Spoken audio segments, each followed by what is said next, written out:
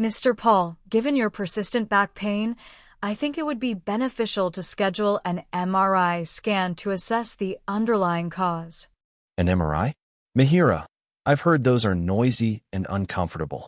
Yes, MRIs can be loud, but we can provide you with earplugs to minimize the noise. In terms of comfort, we'll ensure you're positioned comfortably during the scan. I'm also concerned about any potential risks or side effects. MRIs are generally safe, but there are a few precautions. If you have any metal implants or claustrophobia, we'll need to discuss alternative imaging options. I don't have any metal implants, but I do get a bit anxious in confined spaces. We can discuss strategies to help you manage your anxiety during the scan. We can also provide you with sedation if necessary. How long will the scan take, Mihira? The duration of an MRI scan varies depending on the specific area being examined.